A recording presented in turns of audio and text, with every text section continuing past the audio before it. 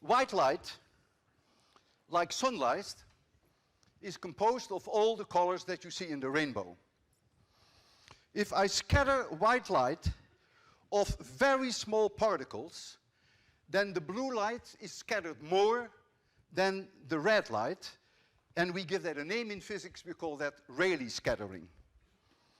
Rayleigh scattering only happens when the particles of which the white light scatters is smaller than 1/10 of a micron. That means 1,000 times smaller than the thickness of your hair. So it has to be very, very small. If the particles are as large as 1/2 a micron, then there is no longer Rayleigh scattering. There is no preferred scattering for the blue light. All colors scatter equally, and so white light scattered of particles that are 1/2 a micron or larger remains white. The dependence of the power of scattering, so I'll give that P, the power, is proportional when we have Rayleigh scattering. This is the only equation that may bother you, to 1 over lambda to the 4th, and lambda is the wavelength of light. And I will not bother you to tell you what the wavelength of light is. That may confuse you. But I will tell you that blue light has a wavelength which is about 1.5 times lower than red light. And so if you take 1.5 to the power 4, 1.5 to the power 4, you get 5. And that means in Rayleigh scattering, blue light has a 5 times higher probability to scatter than red light. And I'm going to demonstrate that to you in 2 complete different ways. The first way that I'm going to do that is to make it completely dark in the lecture hall and have light going straight up here. Then I will light a cigarette, and the smoke of a cigarette has particles that are smaller than 1/10 of a micron. And so the light that you will see that is scattered off the smoke will be blue. So you have seen in front of your own eyes Rayleigh scattering, because the red light more or less goes through. It is really the blue that dominates it, that has the highest probability. So we're first going to do that demonstration to show you Rayleigh scattering of cigarette smoke. And then I have a surprise for you to also show you me scattering. But let's first do the Rayleigh scattering with cigarette smoke. This is also not a pleasant demonstration. For those of you who think that lecturing is easy, no.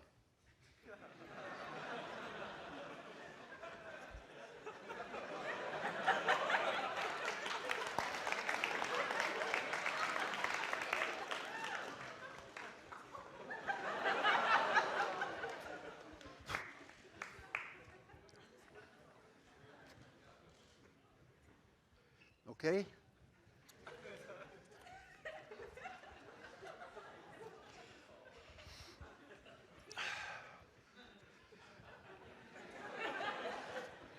Going to make it completely dark, and then I'm going to hold it in there. All lights off, all off, all off. So, we all agree that this is white light which is coming up. And you don't see the light here because there is nothing that scatters it in your direction. So you don't see light here, but now look. Those of you who see blue, say, yeah. Those of you who do not see blue, say no. You better see an eye doctor.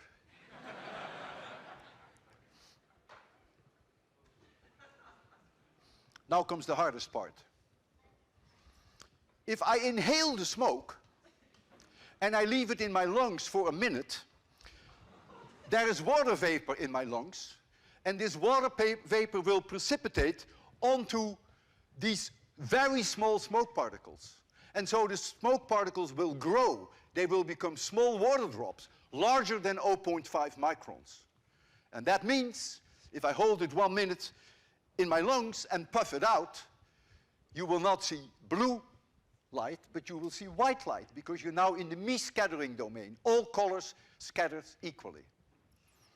I will tell you that just before I puff it out, and you will see the white smoke, I will, just before I do that, I will remind you of the color that you see now.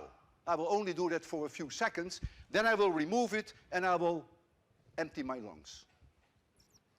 Terrible demo.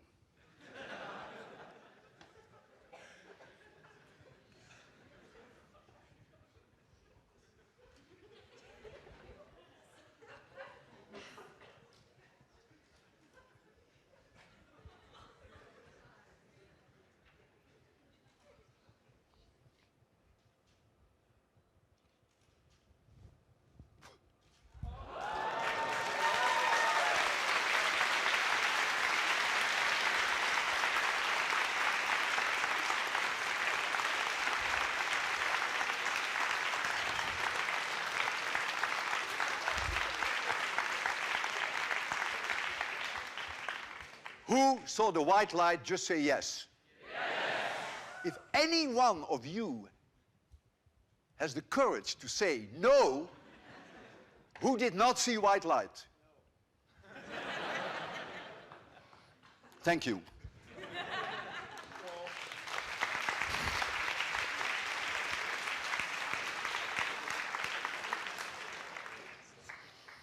I'm now going to explain to you, in fact, you could probably guess that, why the sky is blue and why clouds are white. Clouds consist of very small water drops, surely larger than half a micron, which is me-scattering. So the white light of the sun, scattered off the cloud, white remains white. So you now, for the first time in your life, may have an explanation why clouds are white. And you should, or may also understand now, why the sky is blue. Here is the ground, and you are here. And here is, say, roughly the top of the atmosphere. And the sunlight comes in like this. The sun is infinitely far away, so the sun comes in like this. The atmosphere is full of very small dust particles, smaller than a tenth of a micron, and even the density fluctuations of the air molecules themselves are clearly smaller than a tenth of a micron, and so you get ideal Rayleigh scattering. So white light comes in, you're standing here, but what is the light that comes to you? Predominantly blue. So the sky is blue. The light that is scattered here comes to you is predominantly blue. So that's why the sky is blue. And so the reason is simply that it is Rayleigh scattering of the dust particles in the atmosphere. If the sun is high in the sky, the total amount of sunlight that is scattered in your direction is only 1%, so it's very little. If the sun is 5 degrees above the horizon, then the sunlight has to travel through a lot more atmosphere. And so I take here a situation which is extreme when we have sunrise or sunset. So the sun is there and the light comes from this side and you are standing here. This is not to scale.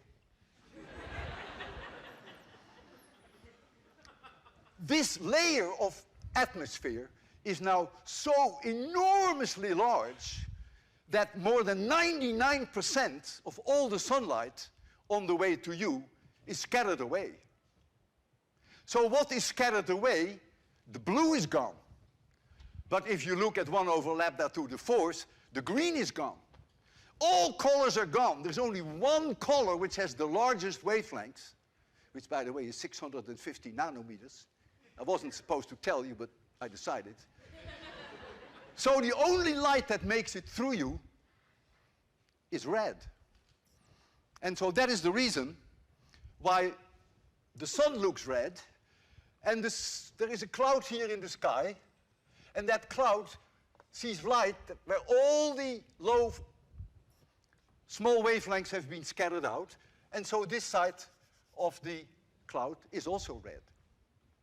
You can now understand that the more pollution there is in the air, the more beautiful sunsets are. And it is well known that after volcanic eruptions, the sunsets and the sunrises are truly fantastic. It's also the moon that is red when it comes up. And even the stars and the planets, you may never have noticed it because it's not an overwhelming thing. It is the sun that is the overwhelming thing that makes the entire sky red.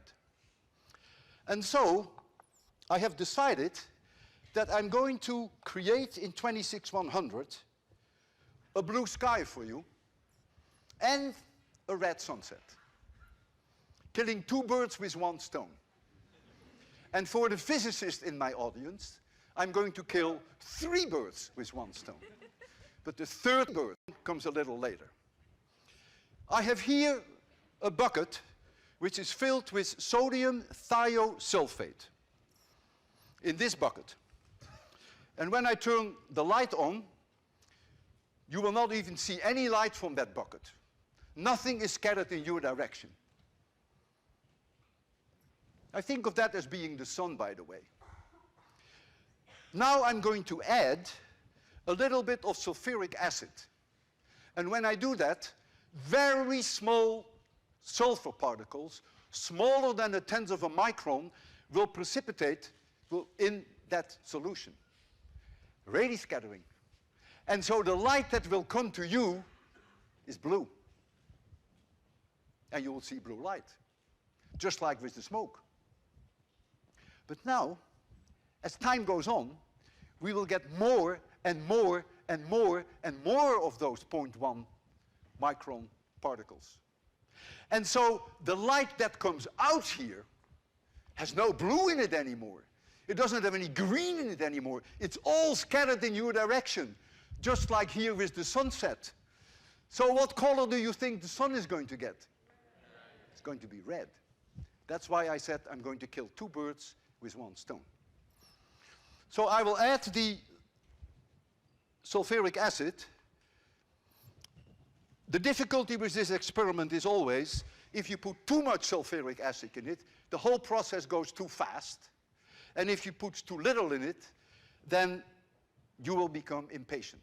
At least MIT students would. So I'm going to put this in and stir, and then make it immediately dark.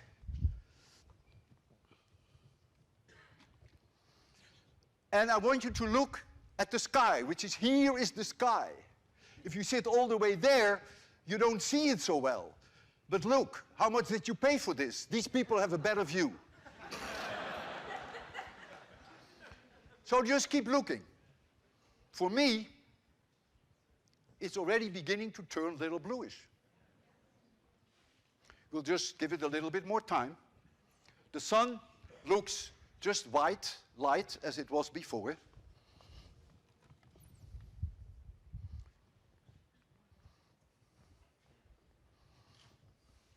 I always have a backup, you see. If this takes too long, then what I do, I add another teeny weeny little bit of sulfuric acid.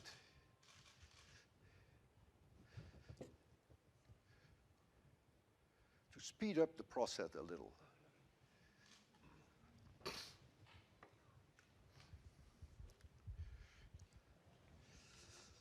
I see blue light, and when I look at the sun, it looks a little reddish already. For the physicist among you, light that scatters over an angle of 90 degrees, this light that scatters in this direction, the people who pay the most tonight, who are sitting right here, the light is also linearly polarized. That was also the case with the smoke experiment, but I didn't mention that. But for those of you who are sitting here, I can show you with my polarimeter, when I rotate my polarimeter, that I can the blue sky completely dark, and I can the blue sky completely bright again. The people who are sitting there, the angle of scattering is not 90 degrees, so they won't see it so well. But you people see it very well, don't you? Yes. 100% polarized.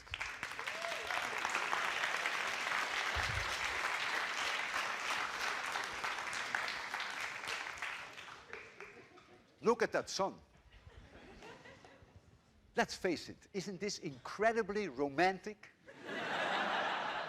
In 26,100, the center of MIT, you are seeing in the lecture hall a red sunset.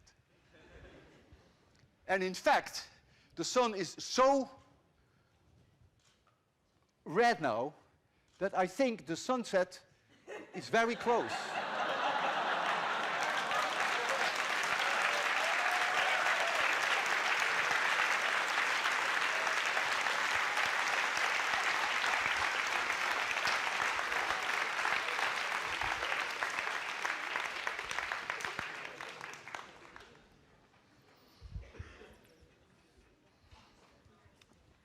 I have given, in this lecture hall, about 800 lectures.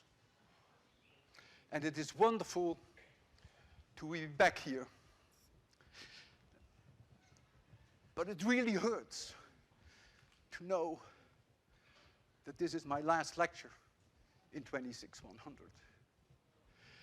I have therefore decided that I want to leave you in style.